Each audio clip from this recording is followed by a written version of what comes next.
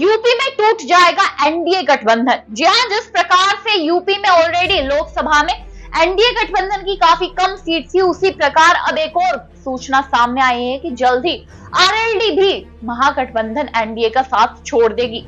लोकसभा चुनाव से पहले आरएलडी इंडिया गठबंधन का पार्ट थी, लेकिन जैसे ही अनाउंसमेंट की जाती है कि चौधरी चरण सिंह को भारत रत्न दिया जाएगा, उसी प्रकार आरएलडी पलटी मार जाती है, एनडीए में शामिल हो जाती है।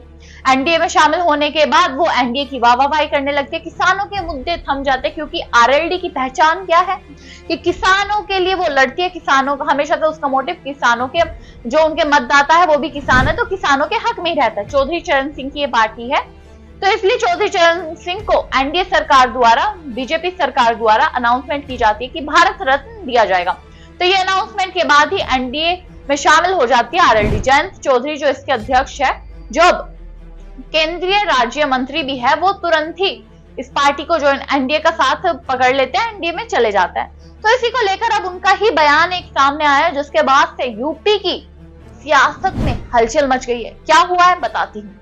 आरएलडी अध्यक्ष जयंत चौधरी मुजफ्फरनगर पहुंचते हैं। मुजफ्फरनगर उनका ही गढ़ है, जहां लोकसभा में आरएलडी को 2 सीट मिली थी। बिजनौर और बागपत दोनों सीटों पर उन्होंने जीत कायम की थी। मुजफ्फरनगर भी इसका पार्ट थी, लेकिन वहां से आरएलडी चुनाव नहीं लड़ी थी, बीजेपी चुनाव लड़ी थी और बीजेपी हार भी गई। समाजवादी पार्टी वहां से जीतती है, हरेंद्र मलिक सांसद बनते हैं समाजवादी पार्टी के।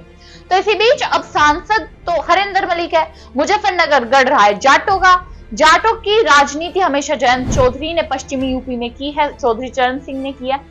तो इसी बीच जयंत चौधरी मुजफ्फरनगर पहुंचते हैं, किसानों से मुलाकात करते हैं, किसानों से बातचीत करते हैं। तो इसी बीच उनका एक बयान सामने आता है, जिसमें वो कहते नजर आते हैं कि मेरे ऊपर कुछ बंदिशें हैं, इसलिए अभी सारी मांगे नहीं उठा पा रहा हूं। जब किसान एमएसपी को लेकर जयंत चौधरी से सवाल पूछते हैं मुजफ्फरनगर में, तो जयंत चौधरी कहते हैं इसको लेकर मैं अपनी आवाज उठा रहा हूं, लेकिन मैं ज्यादा कुछ नहीं बोल सकता, मेरे ऊपर भी कुछ बंदिशें हैं। नजर है, मुजफ्फरनगर के खेत खलियान पे नजर है, यहाँ के किसानी करने वाले, मजदूरी करने वाले, हमारे मेहनत कश किसान और मजदूर पे नजर है।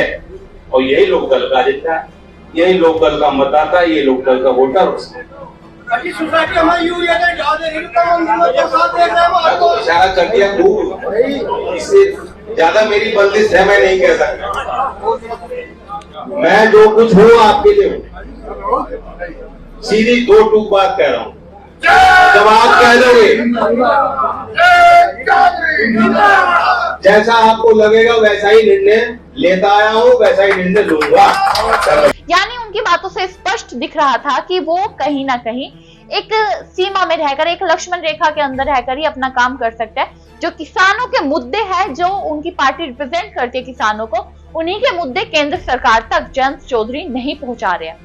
इसके अलावा जयंत चौधरी ने एक और ऐसा बयान दिया, जिसके बाद ये लगता है कि अगर किसान उनसे कह दे कि आप एनडीए का साथ छोड़ दो, तो वो शायद एनडीए का साथ छोड़ भी देंगे। जयंत चौधरी कहते हैं कि मैं आपका हूं, आपके हक के लिए काम करता हूं, जैसा आप कहोगे मैं वैसा करूंगा, जैसा आप लोगों को सही लगेगा मैं वैसा करूंगा।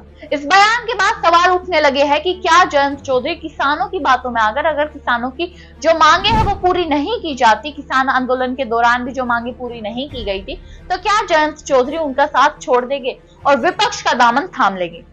इतना ही नहीं, निषाद पार्टी के अध्यक्ष संजय निषाद की तरफ से भी एक बयान सामने आया था, जिसके बाद से सवाल ये भी उठने लगे थे कि अब तो वाकई ही एनडीए गठबंधन टूट जाएगा उत्तर प्रदेश में, योगी आदित्यनाथ के राज्य में। क्या बयान था? उन्होंने कहा था कि अगर बीजेपी को लगता है हमारी पार्टी से, यानी निषाद पार्टी से उन्हें कोई फायदा नहीं हो रहा है, तो हम गठबंधन तोड़ देते हैं, कोई बड़ी बात नहीं। इतना ही नहीं, संजय निषाद ने प्रेस कॉन्फ्रेंस के दौरान ये भी कहा था कि हमारे लिए कोई बड़ी बात नहीं है बीजेपी का सदस्य होना। कि जो कुछ चल रहा है, अगर भाजपा को लगता है कि हम लोगों से फायदा नहीं मिल रहा है, तो गठबंधन तोड़ दे।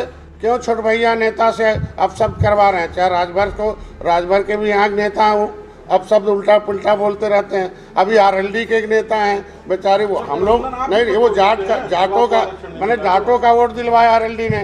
क्या उनके नेता जो है जाट उनके पार्टी के खिलाफ बोलेंगे? हम कहते राजभर का नेता है, राजभर भैया आज के दिन में, तो अब नेता भर्ती करके एक जो है उनसे अपशब्द कराएंगे। और मैं भी अब निषादों का नेता और निषादों को वोट दिलवा रहा हूँ, तो क्या? जिसके बाद सब सवाल यही उठते हैं कि दोनों जो महागठबंधन एनडीए सरकार का समर्थन कर रहे हैं उत्तर प्रदेश में लोकसभा में इस समय, अगर ये पीछे हट जाते हैं तो क्या होगा? सबसे ज्यादा सीटों वाला राज्य जो लोकसभा में है उत्तर प्रदेश, वहां से भी ऐसी खबर सामने आने लगे तो क्या होगा? और वो भी लोकसभा चुनाव तो अभी 2024 में, 2027 में यूपी में भी, उत्तर प्रदेश में भी चुनाव है। अगर उससे पहले निषाद पार्टी और आरएलडी अलग हो जाती है तो क्या उसका असर विधानसभा के चुनावों पर भी देखने को मिलेगा? आपको क्या लगता है? कमेंट बॉक्स में जरूर बताइएगा। तब तक के लिए देखते रहिए भारत वॉइस।